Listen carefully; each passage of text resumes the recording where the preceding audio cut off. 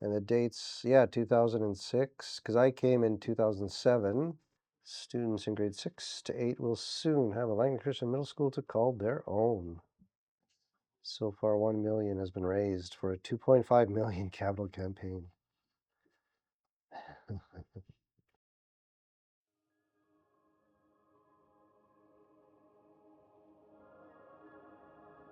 I can think back, I mean, it's been 18 years that I've been here now, and the middle school had just opened up, and so they were in their first year of actually being in this new wing. And I look at this one article, and it was a big deal to move the hockey sticks over to the new gym. Now we don't even play floor hockey anymore because it wrecks our floor. So, yeah, it was exciting. Coming in to 14 rooms, we actually had a dedicated science room, which at the time was marvelous. However, it really didn't get used a lot. It just sat empty for a couple of years. It was always controversial. It's like, we just built this new building. Are we going to get the kids? And just God's faithfulness for us, just to see that, just that incline all through those years, to the point where now we got no room. We're just we every nook and cranny, closets are being used for teaching spaces. It's just a real testament to God's faithfulness.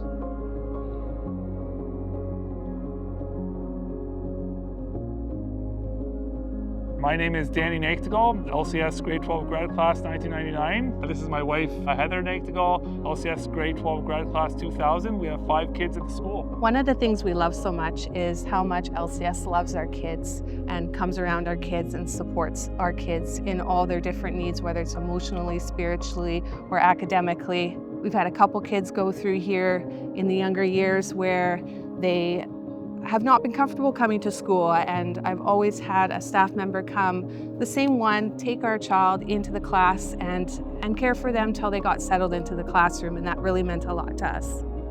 One of the things that we hope for our own children is that they pursue a life of faithfulness, a life of striving after Jesus, and it's such a blessing sending our kids to a school where they are taught that also, where they think, what can I do to be more like Jesus? What does it look like to be a faithful human being?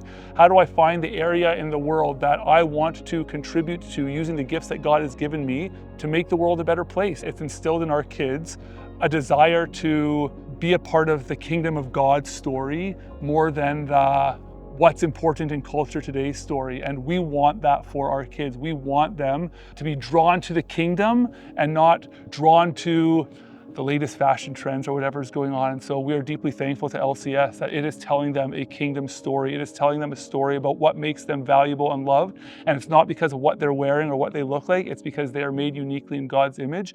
And we are so blessed to send our kids to a school that enforces that. The thing that's not my favorite about this middle school is that the stairs and how we can get like really cramped going up for recess. Everybody's going down the stairs and like pushing you and everything. When I'm coming out of the school, it's so crowded, like I can barely get through it. When it's like time to go to the next block, there's like just like so many people and it's like really crowded. You have to like push past and try not to hit people. The band room is so small, it's not even an actual classroom. Oh yeah, I learned it's not an actual classroom. We need bigger space. The woodworking area is just in the hallway, so it's like it would be nice to have an actual classroom for that. It makes a big mess. Yeah, and then you get sawdust all over the hallway floor.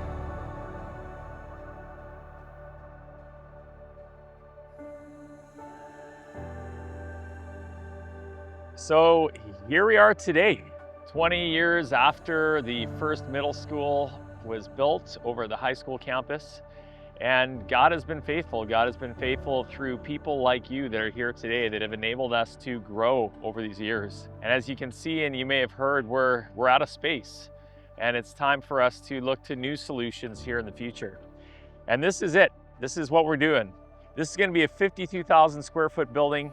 It's going to address a lot of the needs of our current school. Things like specialized classrooms. A classroom for each of our 4 classes per grade in middle school, with the capacity to grow beyond that if that's what God has for our school. We'll have spaces for all of our core programming, in things like STEM, science, technology, engineering. We'll have places to do art. We'll have a beautiful new music room that's going to open up to a foyer somewhere over there where we'll be able to perform and we'll be able to have concerts and dramatic productions. We're not building, we're not giving generously just because we want to fill the space for what the needs are today, but we're doing it because that's who we are. That's who we've always been as Langley Christian School. For 70 years, people have given generously to build the buildings that our kids have thrived and flourished in. This campaign, this fundraising effort, we've titled it the Today, Tomorrow, Together campaign. It really should be called the 7534 campaign, because $75.34 is exactly what we had in 1955 in our building fund when we started this school. Today we're trying to raise many more dollars than that. And there's a tendency to think that our gift is not big enough, it's not impactful enough. But as I think about those generations, and I think about the experience my own family has had here, and I think about my experience as a parent, and how we've reaped from fields that we did not sow, and we've drank from wells that we did not dig, we know that they didn't give because of anything that they would get today. They gave because that's who they are. That's what they do. And now it's our turn. All of us here together can do this, can build this school through our generosity, and we too can show God's faithfulness through generations and the generations ahead of us.